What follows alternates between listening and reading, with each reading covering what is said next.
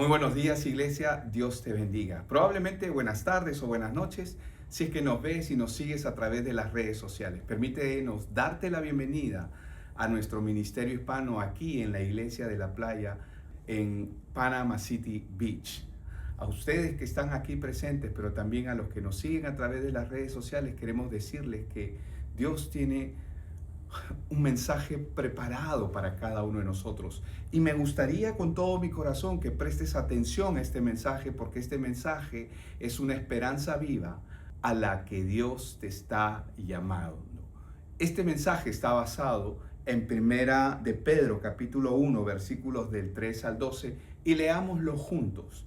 Dice: bendito el Dios y Padre de nuestro Señor Jesucristo, que según su grande misericordia nos hizo renacer para una esperanza viva por la resurrección de Jesucristo de los muertos, para una herencia incorruptible, incontaminada e inmarcesible, reservada en los cielos para vosotros, que sois guardados por el poder de Dios, mediante la fe, para alcanzar la salvación que está preparada para ser manifestada en el tiempo postrero, en lo cual vosotros os alegráis, aunque ahora por un poco de tiempo, si es necesario, tengáis que ser afligidos en diversas pruebas, para que sometida a prueba vuestra fe, mucho más preciosa que el oro, el cual, aunque perecedero, se prueba con fuego, sea hallada en alabanza, gloria y honra, cuando sea manifestado Jesucristo, a quien amáis sin haberle visto, en quien creyendo, aunque ahora no lo veáis, os alegráis con gozo inefable y glorioso, obteniendo el fin de vuestra fe, que es la salvación de vuestras almas. Los profetas que profetizaron de la gracia destinada a vosotros inquirieron diligentemente e indagaron acerca de esta salvación, escudriñando qué persona y qué tiempo indicaba el Espíritu de Cristo que estaba en ellos, el cual anunciaba de antemano los sufrimientos de Cristo y las glorias que vendrían tras ellos. A esto se les reveló que no para sí mismo, sino para nosotros, administraban las cosas que ahora os son anunciadas, por los que os han predicado el Evangelio por el Espíritu Santo, enviado del cielo, cosas en las cuales anhelan mirar los ángeles. Quiero invitarte a que ores conmigo. Padre, yo te doy gracias, Señor, por ese tiempo. Oro por cada persona que ha llegado hoy, sea por la primera vez o también si ya están viniendo. Oro, Señor, para que el mensaje de tu palabra pueda llegar y pueda calar en el corazón de cada uno de nosotros. Danos la luz para poder ver lo que quieres mostrarnos, y que nuestro corazón, Señor, pueda rendirse, pueda ser quebrantado delante de ti. Te lo pido, Señor, en el nombre de Cristo Jesús. Amén y amén. Para poder entender, hermanos, por qué Cristo es la única esperanza del ser humano, primero tenemos que entender cuál es el verdadero problema del ser humano. Si bien es cierto, este mensaje se llama una esperanza a la que el Señor te está llamando, la mayoría de las personas piensan que el problema del ser humano es un problema externo, es un problema de afuera. Puede ser los problemas económicos o los problemas en la familia, en la sociedad, el gobierno, los traumas que una persona puede arrastrar, o los problemas sociales, o incluso la educación o las circunstancias. Todo esto obedece a cosas externas. Y aunque estas cosas afectan profundamente al ser humano, la Biblia enseña que la raíz del problema no es un problema externo, es un problema interno. Cada persona que nace en este mundo tiene que saber que nace ya con una naturaleza corrupta. Nacen espiritualmente muertos. Cada persona que nace en este mundo nace espiritualmente muerta, separada de Dios, bajo la condenación y atrapado en una naturaleza de pecado que corrompe su mente, sus afectos y todo su ser hasta llevarlo a la muerte. El problema del hombre no está solamente en lo que hace. Tienes que saber que el problema del hombre está en lo que es. Para poder entender este pasaje, este texto que hemos leído, primero tengo que explicar claramente por qué el hombre no puede cambiar su condición por sí mismo. Y de hecho que no puede hacerlo por una sencilla razón, porque el hombre está muerto espiritualmente. Para entender lo que es la muerte, para nosotros la muerte es cuando una persona sale de nuestro mundo. En nuestro mundo natural, una persona que está muerta no puede regresar a este mundo. Cuando Dios creó al hombre, lo hizo conforme a su imagen y a su semejanza. Y cuando Dios hizo al hombre, lo hizo perfecto, pero por causa del pecado el hombre quedó muerto. Es decir, salió del mundo en el que originalmente fue creado, quedó muerto, es decir, separado de Dios. Y no solamente eso, sino quedó atrapado en una naturaleza corrupta que el hombre no puede controlar. El problema del hombre no es solo lo que hace. El problema del hombre está en lo que es por naturaleza. Por eso el hombre no puede cambiar su condición por sí mismo. El hombre, no importa si el hombre se mete a una religión o practica una moralidad o exhibe sus esfuerzos, y todas estas cosas pueden parecer y son buenas humanamente hablando, pero el hombre sigue y se mantiene separado de Dios sin poder volver él por su propia cuenta a él. Y el hombre permanece en muerte espiritual sin que pueda hacer algo. Si el ser humano no entiende esto, jamás entenderá por qué necesita la misericordia de Dios. No podemos entender la gracia de Dios si no entendemos primero la corrupción en la que el ser humano está sumergido. Sin la verdad de Dios, que está explicada claramente a través de su evangelio por medio de esta palabra, el hombre no va a poder entender que Jesús no es una opción más, no es una ayuda adicional para el hombre, sino Cristo es la única esperanza que el hombre tiene. Lo que hace glorioso el pasaje que hemos leído, que escribe el apóstol Pedro, es que no comienza, este mensaje, este pasaje, no comienza exaltando al hombre, ni exaltando la religión que el hombre está siguiendo, ni tampoco el esfuerzo humano. Pedro empieza exaltando a Dios, porque cuando el hombre entiende su condición, entonces comprende la grandeza de la salvación, una obra que empieza en Dios. Este mensaje se llama Una esperanza viva a la que Dios te está llamando, y hoy vamos a comprender 3 verdades que se nos dicen en este pasaje. La primera verdad es que Dios te llama de tu condición de muerte a una esperanza viva. Leamos nuevamente y comprendamos lo que el texto nos está diciendo. Bendito el Dios y Padre de nuestro Señor Jesucristo, que según su grande misericordia nos hizo renacer para una esperanza viva por la resurrección de Jesucristo de los muertos, para una herencia incorruptible, incontaminada e inaccesible, reservada en los cielos, para vosotros que sois guardados por el poder de Dios mediante la fe, para alcanzar la salvación que está preparada para ser manifestada o manifestada en el tiempo postrero. Pedro comienza diciendo: bendito el Dios y Padre de nuestro Señor Jesucristo. ¿Por qué Pedro empieza así? ¿Por qué esto es tan importante? Él empieza así porque Pedro está mencionando que la obra que Dios hace no empieza en el hombre. No es por el esfuerzo del hombre, no es por la fe del hombre, aunque la salvación es por fe. Comienza hablando de la iniciativa que Dios toma. ¿Por qué? Porque la salvación empieza en Dios. Por eso es que dice en el texto que según su grande misericordia nos hizo renacer. Es decir, esto no es algo que ha nacido o ha surgido por parte del hombre, sino es una iniciativa de Dios. El hombre no puede renacer por sí mismo. El hombre no se mejora hasta llegar a Dios. El hombre no escala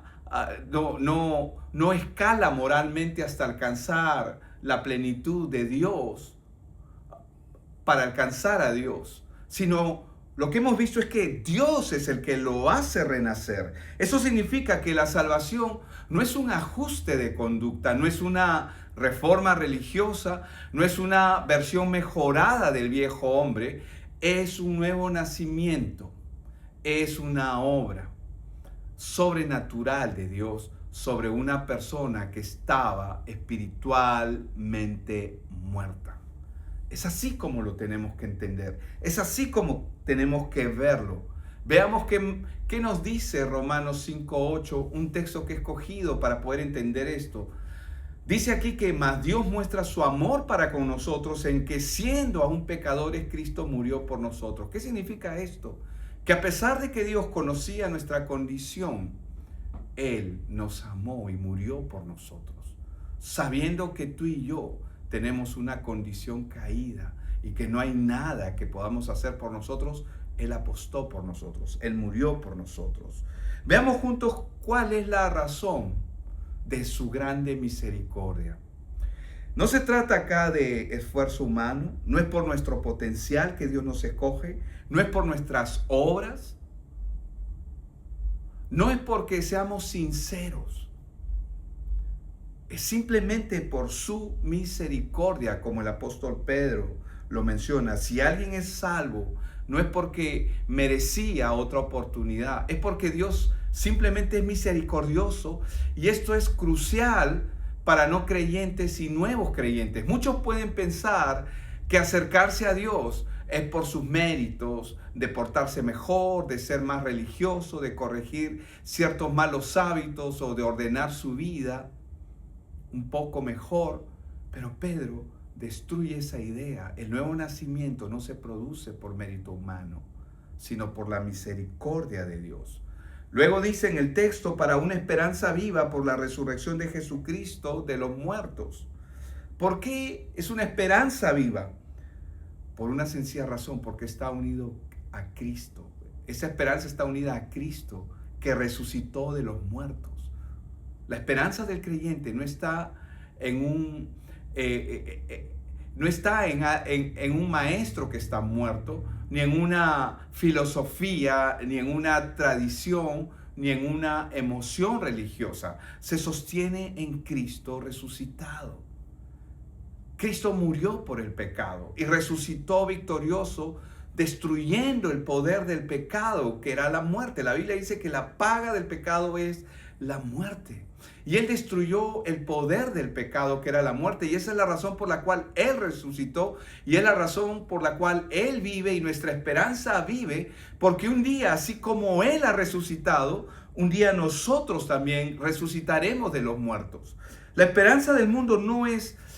La esperanza del mundo es una esperanza frágil, porque la gente lo que dice es: espero que todo salga mejor, espero mejorar, espero que mañana sea un mejor mañana. Pero la mayoría de veces esa esperanza no es más que un deseo incierto. La esperanza bíblica es una certeza fundada en la obra de Cristo. No se funda en algo, sino se fundamenta en la obra que Cristo ha hecho, que murió, pero la muerte no podía retenerlo, sino que resucitó de los muertos para evidenciar que Él ya destruyó el poder del pecado, que era la muerte. Y luego Pedro dice, para una herencia incorruptible, incontaminada e inmarcesible, reservada en los cielos, dice, para vosotros. ¿Qué tal contraste con lo que hay en el mundo? El mundo no tiene esperanza. Todo en este mundo se corrompe, se contamina, se marchita, la salud se deteriora, el dinero se pierde, las relaciones cambian, los cuerpos se deterioran, envejecen, las posesiones desaparecen, todo se desgasta, pero lo que Dios ha preparado para sus hijos, para su pueblo, dice la Escritura que no se corrompe, no se contamina y no se marchita. No es una herencia terrenal, no es algo que dependa de las circunstancias, del clima, de diferentes factores, o del gobierno, o de la economía, o de la estabilidad humana. depende simplemente y se sostiene en Dios. Es una herencia celestial reservada por Dios mismo. Y Pedro da un paso más. No solo dice que la herencia está guardada, también dice que el creyente está guardado. Dice que sois guardados por el poder de Dios mediante la fe. ¿Qué significa esto? Significa que la seguridad final del creyente no descansa en el creyente, no descansa en sus fuerzas, descansa en el poder de Dios. Él es el que guarda a sus hijos. Lo segundo que quiero que podamos aprender y poder rescatar, mirar a través de este pasaje que hemos leído es que Dios te sostiene en esa esperanza aún en medio de las pruebas. Veamos lo que dicen los versículos siguientes en 1 Pedro 1:6.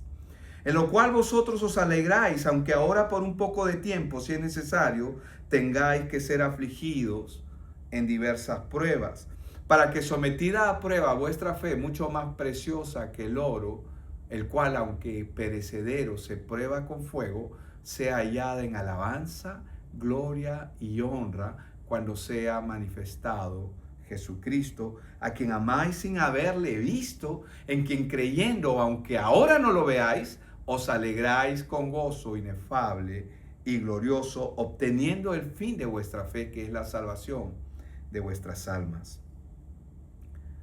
¿Cómo no alegrarse? Y Pedro lo que está diciendo, en lo cual vosotros os alegráis, aunque ahora por un poco de tiempo, si es necesario, tengáis que ser afligidos en diversas pruebas. Y esto es lo que muchas veces nosotros no queremos, pero tenemos que entender que estamos en un mundo caído. Estamos en un mundo donde la corrupción del hombre ha contaminado todo. Observe esto, Pedro no niega el sufrimiento aquí. Él no minimiza el dolor. Él no presenta la vida cristiana como una vida libre de pruebas. Más bien, lo que él presenta es que el creyente verdadero sufre, llora, atraviesa por fuego, enfrenta pérdidas, oposición, enfermedad, incertidumbre, luchas internas y presiones externas también. Pero Pedro dice que aún en medio de eso hay gozo. ¿Por qué? Porque tenemos una esperanza viva a la que Dios nos está llamando, a la que Dios está pidiendo que sus hijos caminen en esa esperanza que Él ha puesto.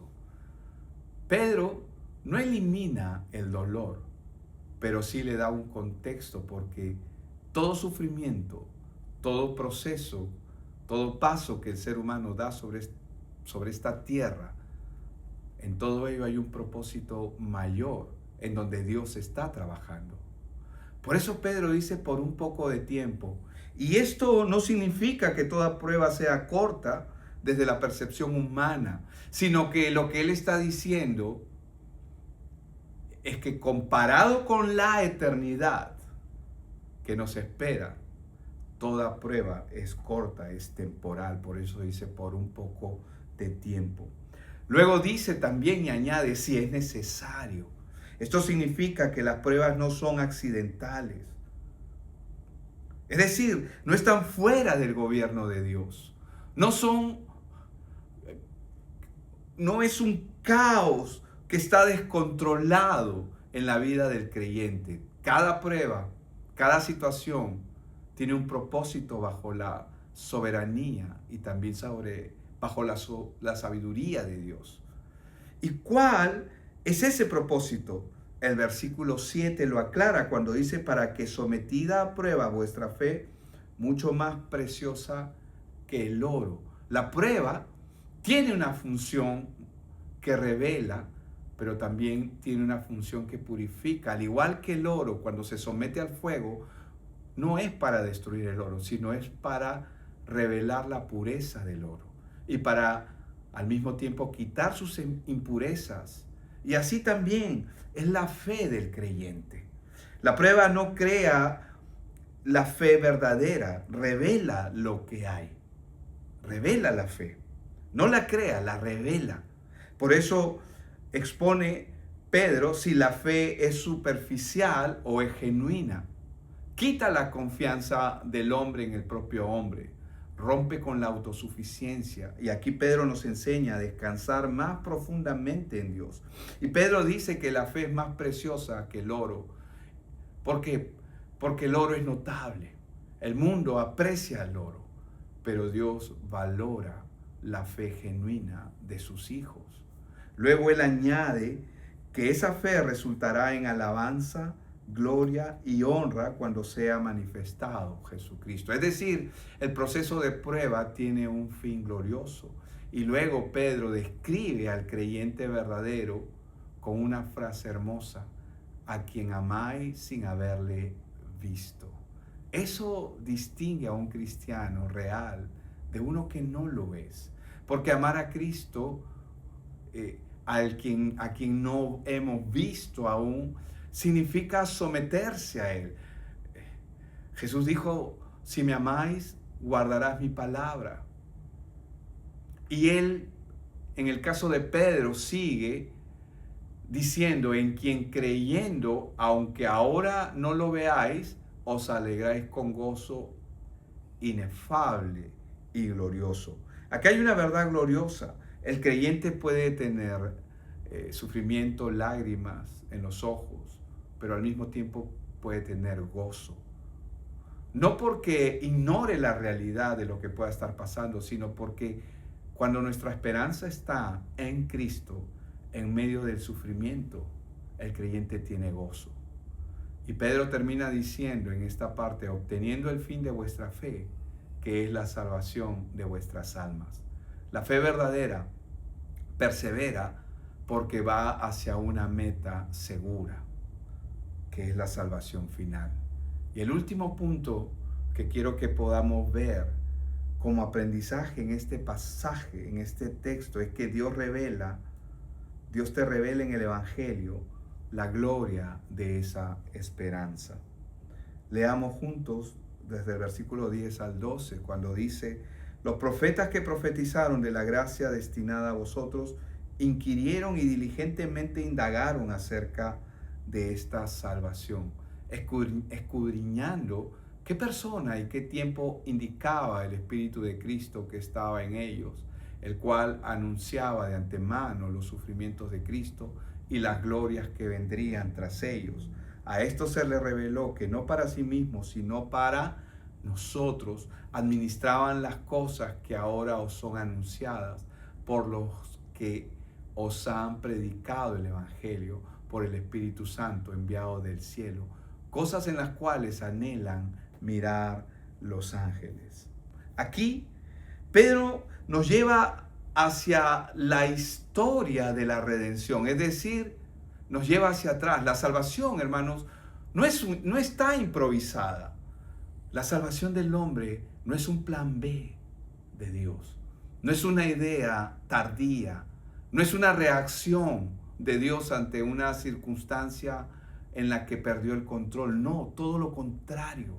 La salvación ha sido siempre el plan central eterno de Dios. Los profetas hablaron de esta gracia, la anunciaron, la buscaron, la estudiaron, querían entender más plenamente cómo y cuándo se cumpliría. El primer indicio del Evangelio lo vemos en Génesis 3:15, cuando Dios le habla a la serpiente y le dice que pondrá enemistad entre la simiente de la serpiente que ha quedado por causa del pecado y el de la mujer. Y desde ese día hasta hoy, el mensaje del Evangelio ha sido anunciado y revelado de manera progresiva hasta el cumplimiento. Pero ¿qué es lo que el hombre tiene que entender? Su condición. Cada persona que nace ya nace sentenciada. La evidencia de que una persona está sentenciada es que nace para morir. La muerte es la evidencia de que cada persona está sentenciada. No importa si cometió muchos pecados o cometió pocos, no importa si se portó mal o bien. El problema del hombre no está en lo que hace, sino en lo que es. Y justamente debido a que el hombre no puede cambiar su condición y su naturaleza, es que necesitamos un Salvador y ese Salvador es Cristo. Pedro aquí dice que escudriñando qué persona, qué tiempo indicaba el Espíritu de Cristo que estaba en ellos. Eso es glorioso. El mismo Espíritu de Cristo estaba anunciando anticipadamente lo que haría. Por eso se profetizaba. ¿Y qué era lo que anunciaba? Anunciaba los sufrimientos de Cristo y las glorias que vendrían tras ellos. Y ahí está el corazón del Evangelio. Cristo vino por pecadores como tú y como yo. Él vino a rescatarnos de una condición de la que nosotros no podemos salir. Y hermanos, la victoria que nosotros tenemos, tú que estás escuchando por la primera vez, la victoria que nosotros tenemos es una victoria gloriosa porque la muerte ha sido derrotada y le queda poco tiempo. Un día todos resucitaremos de los muertos. El gran problema en el que la humanidad está sumergida ahora es que unos lo harán para condenación eterna, pero Dios no quiere que ninguno se pierda, sino que todos procedan a arrepentimiento. Es decir, Dios no quiere que sus hijos se pierdan. Por eso es que cuando escuchas este evangelio, es una bendición. ¿Por qué? Porque es Dios el que te está llamando y te está moviendo a responder ese llamado que Él tiene. Lo que anunciaron los profetas se cumplió con la venida de Cristo. Lo que antes se veía en sombras, ahora se ve claramente a través de la persona de Cristo. Y Pedro termina con una expresión impactante. Dice cosas en las cuales anhelan mirar los ángeles. Es decir, los ángeles anhelan contemplar esta salvación, lo que muchos hoy tratan con indiferencia. El mensaje del Evangelio es glorioso. El mensaje del Evangelio es el testimonio que Dios nos ha dado para que el hombre pueda ser salvo. El Evangelio no es un mensaje emocional solamente, no es un mensaje moral, es la proclamación de la obra más gloriosa. Y esta es la noticia más importante que el ser humano va a escuchar durante su vida, porque el Evangelio es la noticia que por la gracia de Dios permite que la gente pase de muerte a vida. Dios ha revelado que el hombre está perdido. El hombre nace para morir. Cada persona que muere es un anuncio a voces de que esa persona está bajo condenación. Y si muere sin Cristo, esa persona irá al infierno. Dios no quiere que ninguno de sus hijos se pierda. Dios no quiere que ninguno se pierda, sino que todos procedan a arrepentimiento. Y no está hablando de toda la humanidad. Está hablando de aquellos a los que Él está llamando. Y si tú eres esa persona que Dios está llamando, es tu responsabilidad responder a ese llamado. La responsabilidad de los hijos es responder al llamado de Dios. ¿Qué nos ha mostrado todo este pasaje que hemos leído? Nos ha mostrado que el hombre por naturaleza está sin esperanza, está muerto espiritualmente, separado de Dios, atrapado en una naturaleza de pecado que lo corrompe y lo lleva primero a la muerte física y luego a la condenación eterna. Pero también nos muestra la esperanza a la que Dios nos está llamando con el anuncio de su evangelio. Por eso, Dios ha intervenido y Él interviene en tu vida, así como Él intervino hace 2000 años en la historia de la humanidad. Hoy lo que Él está haciendo es intervenir en tu vida para que respondas a ese llamado. Jesús dijo en Marcos 1:15, el reino de Dios se ha acercado. Arrepentíos y creed en el Evangelio. ¿Qué es el Evangelio? Lo que hoy estás escuchando. Es un privilegio oír el Evangelio, pero es una gracia mayor y un privilegio mayor responder al llamado que Dios hace en tu vida. Dios quiere que tú puedas venir a Él. ¿Cómo lo hace? Él te llama por medio de su Evangelio. Dios guarda a cada uno de sus hijos. Dios guarda al creyente a través de su palabra. Y no te puedo engañar al decirte que no habrán pruebas, pero las pruebas que Dios permite que tengamos purifican el corazón del hombre, moldean nuestro carácter y nos permiten estar a los pies de Dios, a los pies de Cristo cada mañana. Por eso, despreciar el Evangelio no es rechazar una religión o una idea religiosa, es rechazar la obra más grande y poderosa que Dios ha hecho. Cristo es tu única esperanza de salvación. Si aún no has venido a Cristo, tu necesidad más urgente no es arreglar algunos aspectos de tu vida. Si tú estás pasando algunos problemas, quiero decirte que esos problemas que estás pasando son solamente la consecuencia de una naturaleza corrupta tuya y de todos los demás, porque todos están bajo corrupción, la corrupción a la que el hombre ha sido arrastrado por el pecado, y vivimos las consecuencias de nuestra corrupción. Dios no ha venido solamente a arreglar aspectos de tu vida. Él no ha venido a solucionar problemas temporales. Él ha venido a resolver un problema de raíz, y ese problema se llama pecado y muerte. Si tú respondes hoy al llamado de Dios en tu vida, te pido que te acerques a una iglesia. Si estás aquí en Panama City Beach, ven, visítanos. Queremos hablar contigo, queremos explicarte más acerca del Evangelio, queremos ayudarte a crecer espiritualmente. Necesitas nacer de nuevo, pero necesitas nacer por medio de la palabra. Necesitas entender por qué y para qué vino Cristo. Necesitas entender que Él es el Salvador de tu vida. Dios quiere que respondas a este llamado. Y si ya has empezado a caminar con Él, el ánimo que quiero darte es que necesitas crecer en Él. Necesitas caminar, porque Dios estableció un proceso que se llama discipulado. Cuando Él llamó a sus discípulos, les dijo: vayan y hagan discípulos a todas las naciones. ¿Y qué es el discipulado? No es solamente un acompañamiento. El discipulado es el proceso por el cual Dios nos va transformando a su imagen y semejanza a través de la escritura bíblica, pero también a través de cada circunstancia que te va a ocurrir en la vida. Solamente quiero animarte y quiero decirte que Dios te ama. Déjame orar por ti.